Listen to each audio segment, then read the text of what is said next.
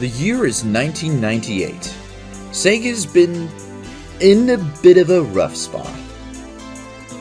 Let's face it, the 32X was a complete flop, and the Sega Saturn, which had been a pretty decent success in Japan, has had both a part shortage thanks to the 32X's production, ironically, and the surprise release of the console stateside, causing some vendors to just outright refuse to stock the console. Yikes. Even Sega of America were quick to announce that the Sega Saturn is not our future at E3 of the previous year. Which, probably left its early adapters feeling, well, rightfully pissed off. But there was a reason Sega were throwing the baby out with the bathwater here. And that reason was the Sega Dreamcast. And the Dreamcast already had one major advantage over its predecessor, the Saturn. And that being there was going to be an actual goddamn Sonic game on this thing.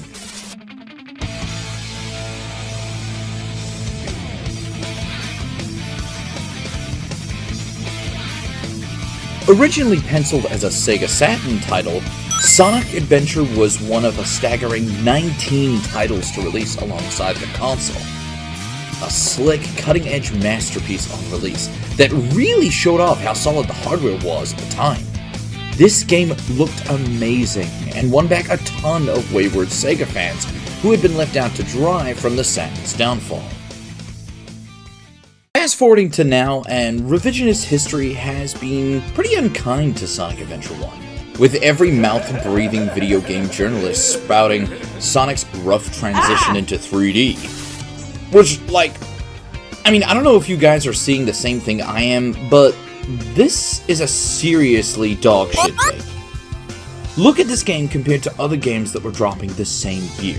Listen to this game's absolutely gorgeous soundtrack. This was absolutely groundbreaking when it released back in '99, and 25 years later, it is still a great time. Yeah, it's got its share of early 3D jank, with the talking animations looking a little jerky and stupid, and the camera sometimes being a minor inconvenience. But come on! I've always thought these animations in this game were charming as hell. Plus, the shoulder buttons always allowed you to adjust the camera, so, like I said, the camera angle issue is seriously a minor inconvenience. It's usually played up to be far worse than it was. The story of Sonic Adventure is set after the events of both Sonic 3 and Knuckles and Sonic CD.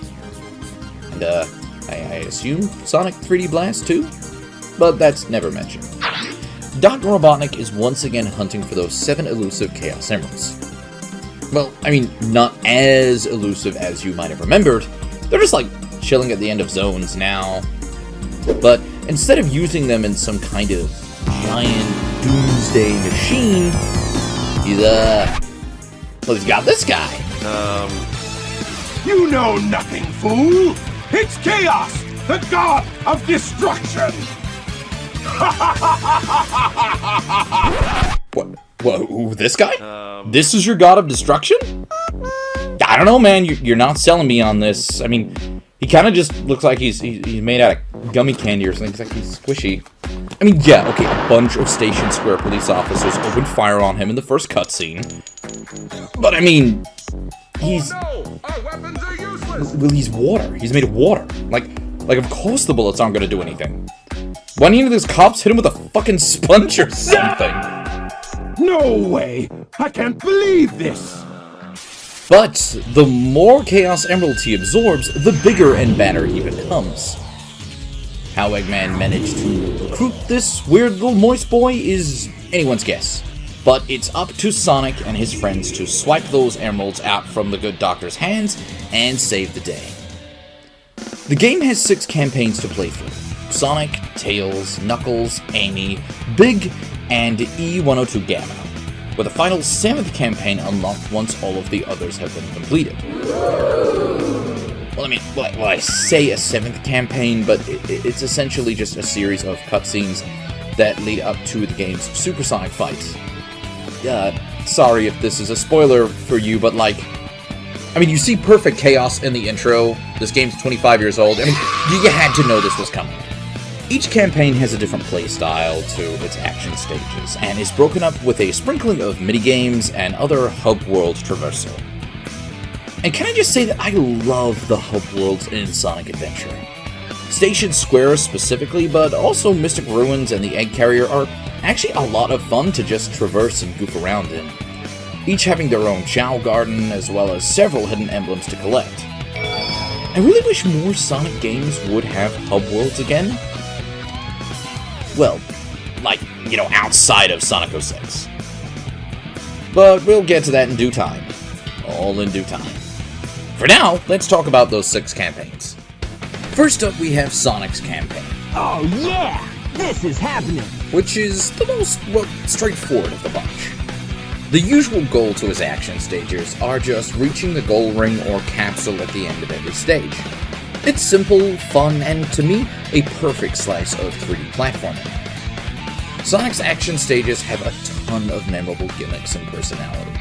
Moments like the killer whale from Emerald Coast, zipping down the side of the building in Speed Highway, that crazy intro to Twinkle Park with a roller coaster and bumper cars, to sinking almost 2 hours into Casinopolis Zone just to get that gold Sonic statue. Woohoo! They're all timeless. Well, except the last one. That last one, it's just look it up on YouTube. Look, I did it so you don't have to do it. Look at that, isn't that neat? We're gonna ruin this sucker when we play Knuckles. No! His theme song is also iconic. While I'm sure there are those who prefer the Sonic Adventure 2 rendition of It Doesn't Matter, to me, the more rock-inspired version of SA1 always wins out. Those guitar riffs are fantastic and always hits you right in the nostalgia.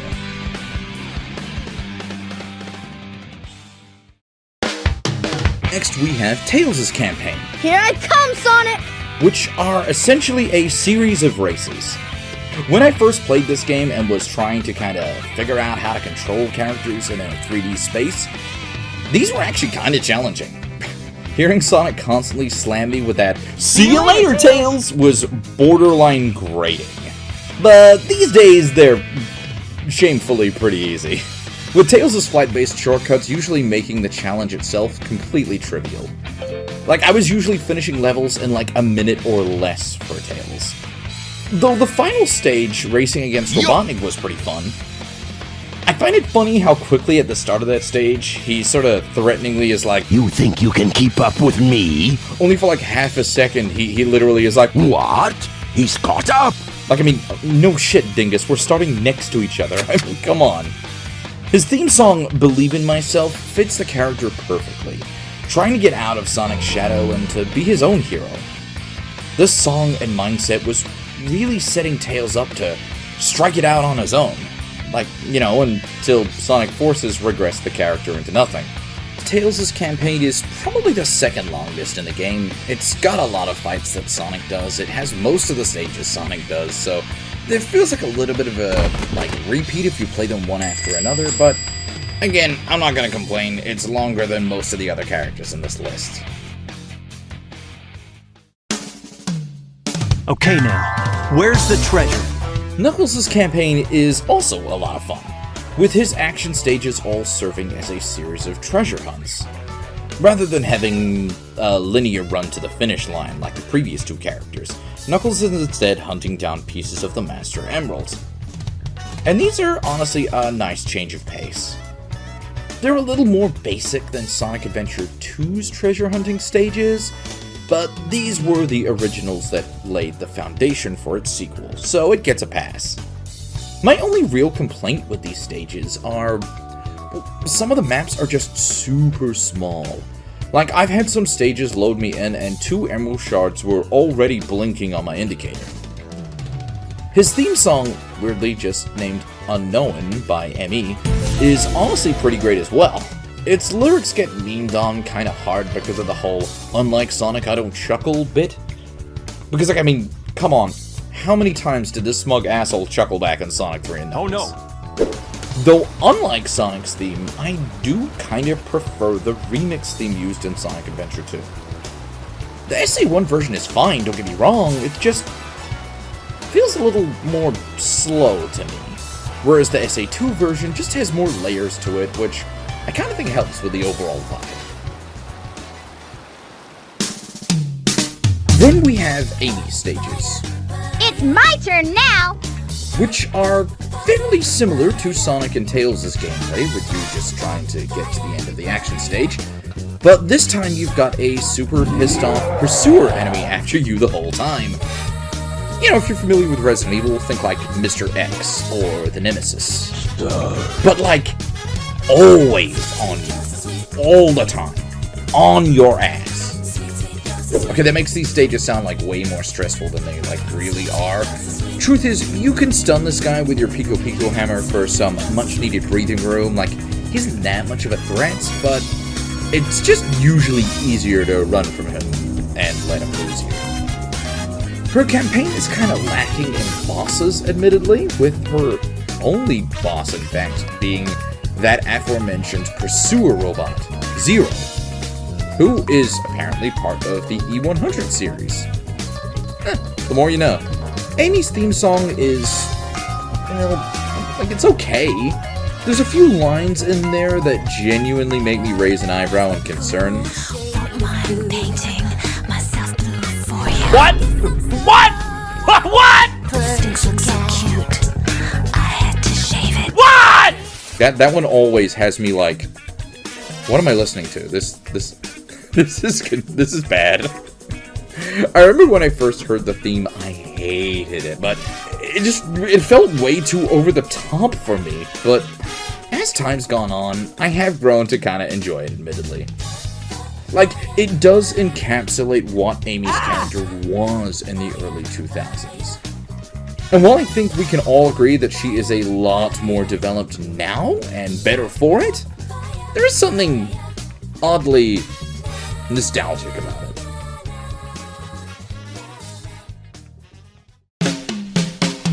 Next up is big stages. Hold on, Froggy, I'm coming! Look, I love Sonic Adventure 1. I think that's pretty evident. I would defend this game to the ends of the earth. Huh? If it were a person, I would take a bullet for Sonic Adventure 1. Sega! But like Huh? I can't sugarcoat it. I hate big stages. Oh no! Like, Sega, you already made Sega Bass Fishing for the Dreamcast. You didn't need to put this Are evil you okay? on kids who just wanted to play a Sonic game. You didn't have to do that. I wonder if there are any fish here.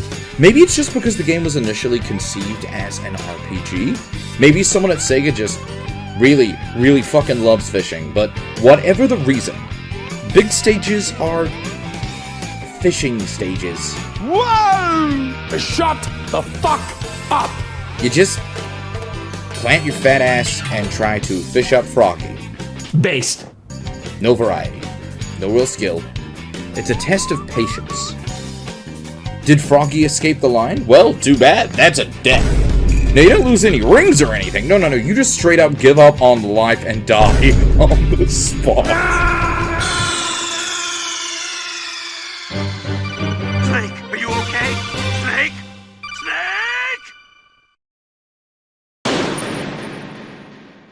Snake! There's like only 4 action stages and 1 boss fight, which is the most pathetic boss fight in the game. It's like the equivalent of a quick time event, essentially. So, Big's campaign is at least mercifully short. But like, man, every time you catch Froggy, just for him to escape like the second you finish the level, Glad I found you. it's like a Sisyphus tier tragedy. I hate it. I hate Froggy. Oh, now what am I gonna do? You know what I don't hate?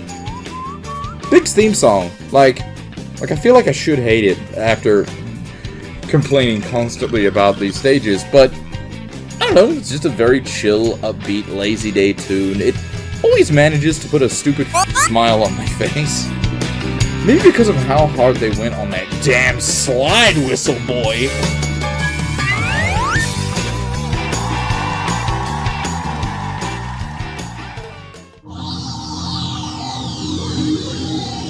And next we have E102 Gamma's campaign.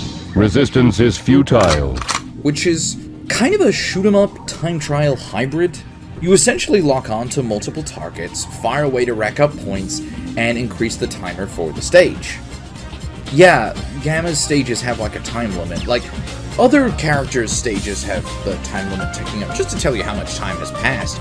Except, you know, big stages, they just remove the time limit on there because, you know, you're already in purgatory when you're stuck in there. But for some reason, Gamma's missions are time sensitive. You run out of time, you lose a life. Though, it's nothing too stressful. Like, I don't think I ever died running out of time on any of the stages, so it's not like a major, it's just a weird choice, I guess. At the later half of Gamma's campaign, you're actually tasked with rescuing the other E100 series, -0, which essentially caps off the shooting gallery style stages with a unique boss. All of these guys are unique to Gamma's story, and are a fun little exclusive element to his campaign. I just wish he had a few more levels, honestly, as before you know it, you're kind of finished. I mean, that admittedly is the case with pretty much all of the non-Sonic campaigns here, so it's not a Gamma-specific gripe, but it is what it is. As for his music theme, it's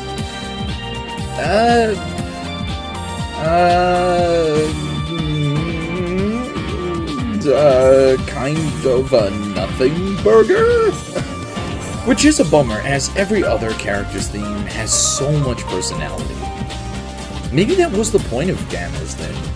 I mean, given his character is essentially an off-the-assembly line bandit, he shouldn't, by standard Sonic rules, have much of an identity. And yet, when playing through his campaign, we see he's very different to any robot that came before.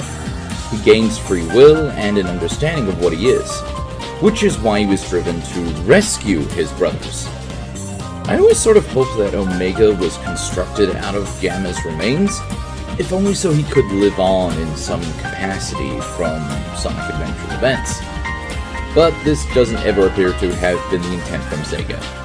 I mean, they just clearly have robot designs they like to reuse.